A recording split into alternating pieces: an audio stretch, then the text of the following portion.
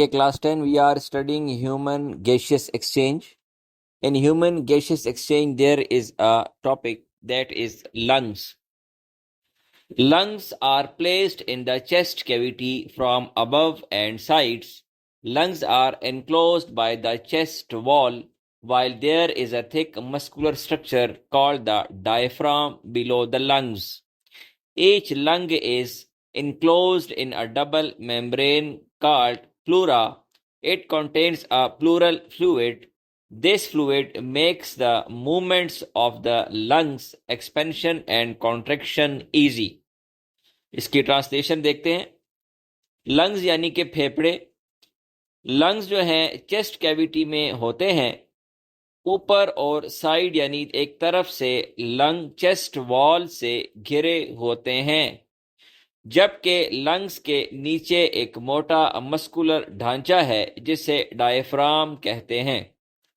हर lungs एक दोहरे पर्दे में ढका होता है जिसे प्लूरा कहते हैं. इसमें प्लूरल फ्लूइड होता है. ये फ्लूइड लंग्स यानी कि फेफड़ों की हरकत, खुलने और बंद होने को आसान बनाती है. लंग्स फेफड़े हैं जैसे कि गुब्बारे हों, और सांस लेने और सांस निकालने के अमल को जो तमाम प्रोसीजर चलता है ये लंग्स के थ्रू ही आता है. जब हम सांस अंदर लेते हैं तो हमारे फेफड़े फूल जाते हैं, और जब हम सांस बाहर निकालते हैं तो हमारे फेफड़े वापस कॉन्ट्रैक्ट हो जाते हैं, यानी कि रिलैक्स हो जाते हैं. रिलैक्स कह सकते हैं इसको, रिलैक्स हो जाते हैं. Now 10.3.1 mechanism of breathing. Breathing consists of two phases. The taking in of air is called inspiration, and letting out of air called expiration. These two phases take place continuously, one after the other. Air moves in when the air pressure in the lungs is lower than the pressure outside the body, and it moves out when the pressure in the lungs is greater than the atmospheric pressure. Translation. सांस लेने का तरीका. सांस लेने के दो मराहिल होते हैं.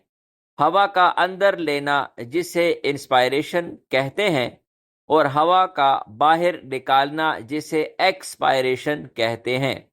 ये दोनों मराहिल लगातार एक के बाद एक होते हैं, यानी सांस ली सांस निकाली, ये लगातार जारी हैं. हवा तब अंदर आती है जब लंग यानी फेफड़ों में हवा का प्रेशर बाहर के प्रेशर से कम होता है. मतलब यह है कि फेफड़े खाली हो तो हवा इसमें अंदर आती है, और अगर पहले से हवा से भरा हो तो फिर और हवा अंदर नहीं आती. और बाहर तब निकाली जाती है जब लंग का प्रेशर एटमॉस्फेरिक प्रेशर से ज्यादा हो, यानी बाहर जो आपको फिजा आसानी से मिलेगी तो आप आसानी से अपनी सांस बाहर निकाल सकते हो. In the mechanism of breathing there are two steps, inspiration and expiration. We have to study the both. The first of all is inspiration. During inspiration the volume of the chest cavity increases and the pressure in the lungs decreases. It happens due to two reasons.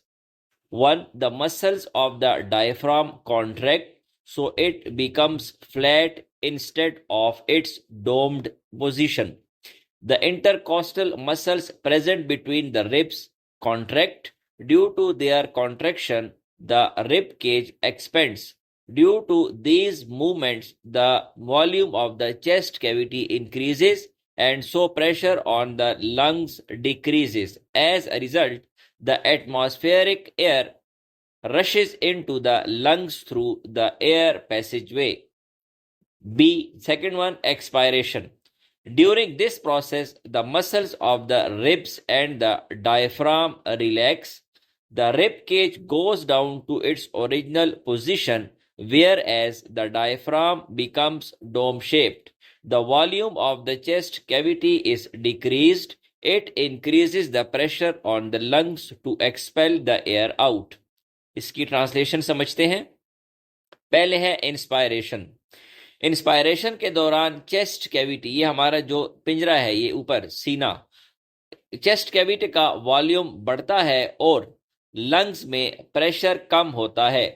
یہ دو وجہ سے ہوتا ہے۔ ڈائفرام کے muscles contract ہوتے ہیں، اس لیے یہ ڈوم یعنی کہ مینار شیپ ہوتی ہے، مینار کی طرح شکل، ڈوم کی جگہ سیدھا ہو جاتا ہے۔ ربس کے درمیان موجود انٹرکوسٹل مسلز بھی کانٹریکٹ ہوتے ہیں، جس سے رب کیج ایکسپینڈ ہوتا ہے۔ ان حرکتوں کی وجہ سے چیسٹ کیویٹی کا والیوم بڑھ جاتا ہے اور لنگز پر پریشر کم ہوتا ہے۔ نتیجے میں ایٹماسفیرک ہوا لنگز میں ہوا کے راستے سے گھس آتی ہے۔ یہ لنگز میں ہوا کے راستے سے ایٹماسفیئر جو اب ہوا جو باہر فضا ہے اس کی ہوا آ جاتی ہے۔ اس کے بعد ہے ایکسپائریشن۔ ایکسپائریشن ہے اس پروسیس کے دوران ربس اور ڈائفرام کے مسلز ریلیکس ہوتے ہیں۔ رب کیج اپنی اصل پوزیشن پر واپس آتا ہے۔ یہ جو ہمارے اوپر یہ ہڈیاں ہیں، جو پنجرہ ہے، یہ اپنی اصل حالت میں واپس آ جاتا ہے، جبکہ ڈائفرام جو ہے اس سے سانس نکل گئی تو یہ ڈوم شیپ میں آتا ہے، یہ ایسے گنبد نما شکل میں چلا جاتا ہے۔ چیسٹ کیویٹی کا والیوم کم ہوتا ہے، یہ لنگز پر پریشر بڑھاتا ہے تاکہ ہوا باہر نکالی جا سکے۔ یہ آپ کے پاس ایک فگر ہے، فگر کا نمبر ہے 10.6۔ اس میں ایک ہے انہیلیشن، ایک ہے ایکسہلیشن۔ انہیلیشن میں آپ لنگز اور ڈائفرام کو دیکھیں، اس میں جو ہے تو ڈائفرام کی جو شیپ ہے وہ کچھ اور ہے، اور ایکسہلیشن میں ڈائفرام کی شیپ بدل گئی ہے۔ یہ دونوں آپ تصویریں دیکھ سکتے ہیں، یہ امیجز، یہ پکچرز جو لی گئی ہیں آپ کی بک میں۔ اگر پھر بھی سمجھ نہیں آتی تو کائنڈلی اپنے ٹیچر سے کنسلٹ کریں، وہ آپ کو اچھے طریقے سے سمجھا پائیں گے۔